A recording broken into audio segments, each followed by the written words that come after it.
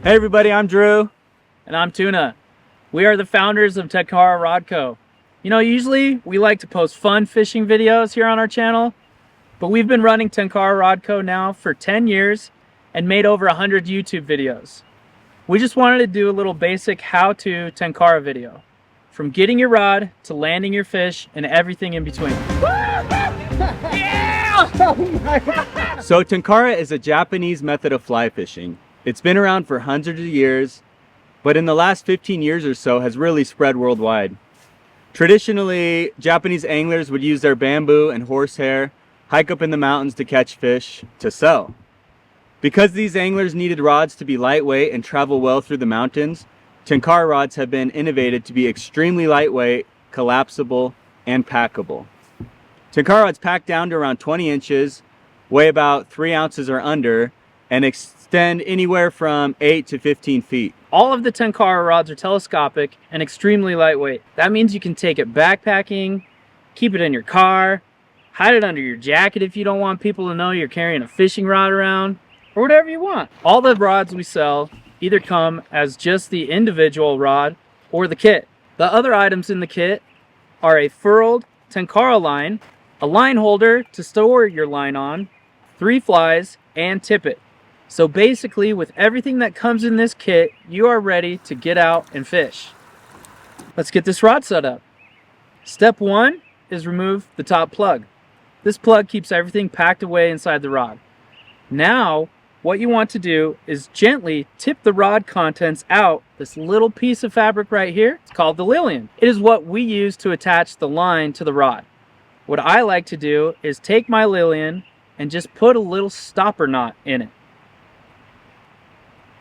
Now that I have a knot in my lilian, I can attach my line. This is a 10.5 foot furled line, but there's several other different lengths, materials, and colors to choose from if you want to try something different. Now I will just unwind my line and find this top loop.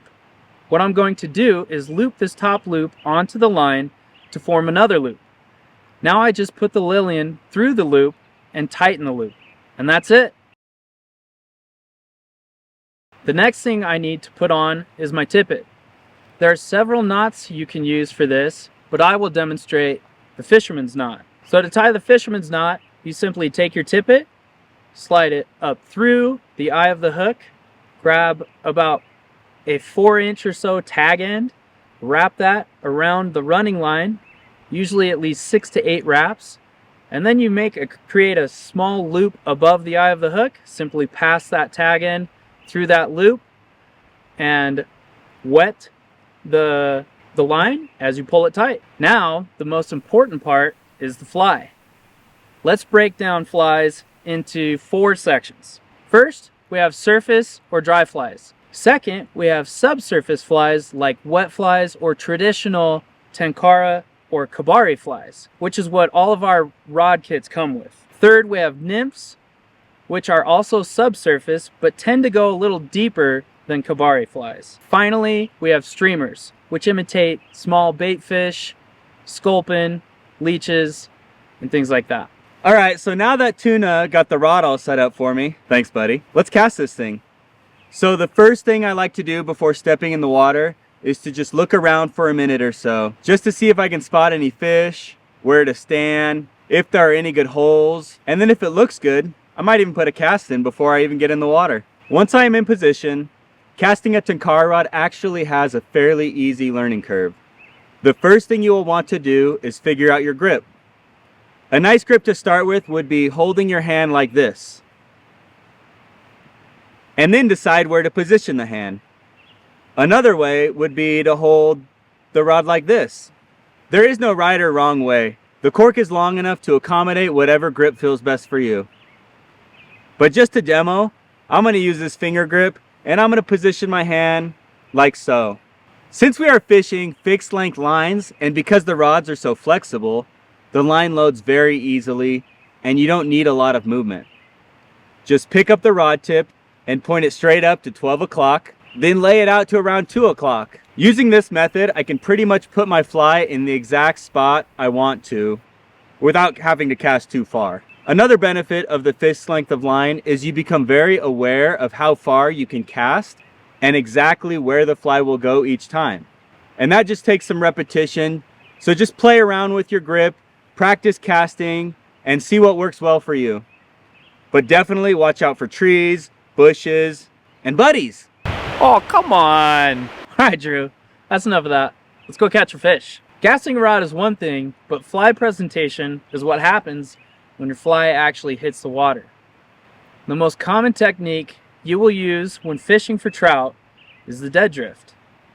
This just means that the bug your fly is imitating is supposed to be dead. As it drifts down the river, the trout sees it and eats it. To get this presentation, simply cast upriver, then keeping an eye on your fly at all times, slowly lift the rod tip to match the river's speed. It's best to keep your line off the water and as straight as possible so that if a fish eats your fly, you will be able to feel it and react. Here is an example of a dry fly dead drifting down the river. As you can see, the fly maintains its stillness. Fish are smart. If they notice anything unnatural, they might spook or simply just not eat your fly. Another thing you can do when presenting the fly is to add some action to it. If you are fishing a dead drift and nothing happens, then you might twitch the rod a little bit. This could imitate nymph rising to the surface, or just try to think like a bug, because that is what you're trying to be. For example, sometimes when hoppers hit the water, they twitch a little bit. So just go ahead and mix up your presentations. You can try the dead drift, you can try a little twitch, and just see what works. Okay, so now that you've learned how to set up your rod, to cast and present the fly, where do you actually put the fly? Now, it takes time to learn the habits of fish, but once you start catching fish, you will quickly remember where your fly was when you caught them, and it will become like second nature. You can start by looking for a fish. You might notice some rings on the water from fish rising to eat bugs on the surface, or maybe you spot one beneath the surface cruising around. One important thing to remember is that trout hang out where food is easily delivered, where they have safety from things like birds or other fishermen. So maybe you get to the river and you see a big boulder. There might be a trout hanging right behind the boulder where the water passes through, and the trout can kind of duck in for shelter and then cruise out and eat food. So if you're fishing a waterfall or any big pool, you always want to start in the back and work your way up. Another place we really enjoy catching fish is in the seams. So a seam is when you might have some fast water moving down the river and then some slow water on the side, and then there's that magic spot kind of right in between where the fish will hang out and eat food as it comes by. And I think those are some really good starting points. So the more you get out and fish, the more you'll learn to read the water and kind of understand where fish are hanging out, where food is coming through, and hopefully you can improve your fishing just by getting out and experiencing that. All right, finally, time to land a fish. Oh yeah! So while you're fishing, watch your fly or line to see if the line stops or your fly disappears. And then also, with your hands, you might feel something like a small tug. When this happens, a trout has eaten your fly. Time to set the hook. So once any of those indicators happen, just do a quick little set, not too hard, but also there needs to be just a little tug.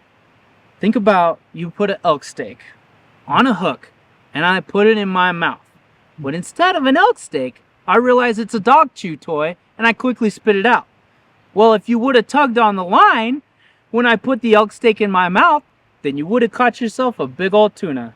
Lesson learned, everybody. Lesson learned. Now that you have a trout on, you have to land it. Landing a fish is easier with a net than with your hands, and even more easy when a buddy just lands it for you. When you first look at it, landing a fish on a Tenkara rod might seem kind of odd. There's no reel. So what do? Well, since you're fishing a line about the same length as your rod, all you have to do is hold the rod back like this. Now see where the fish is?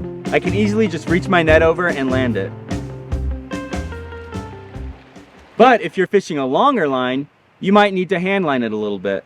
So the technique I like to use personally is I like to get the rod nice and tight while pulling the fish toward me. And then I quickly grab the line so the fish doesn't notice that any pressure on the line has been released. And then I gently glide that baby in the net. One thing we also like to do with Tenkara rods is catch big fish.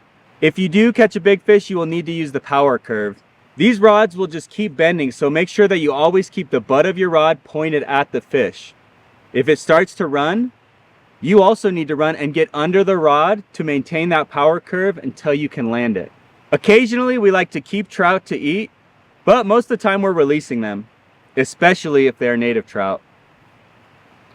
We want to keep the native trout fisheries as pristine as possible so that these fish can continue to thrive and to come back and to be there for generations. Now that I have this fish right here in the net, time to release it. To release a fish, just reverse the hook out of its mouth. If you're going to get a photo or a video, try to keep the fish in water as long as possible. Personally, I'd be super bummed if a giant fish dunked me underwater and his buddies were taking photos of me poking on my belly. So just try and keep that fish in the water. Point it upstream or in a calm spot and gently let go and release it. Don't just toss it back in the water Mike Piazza style. And that's it. The basics of Tenkara fishing. If you want to save this video to your phone for use out on the river, maybe there's some technology for that you can use. Also, just go check out our other YouTube videos. We love to just go out, have fun, catch fish, and just really show what these Tenkara rods can do.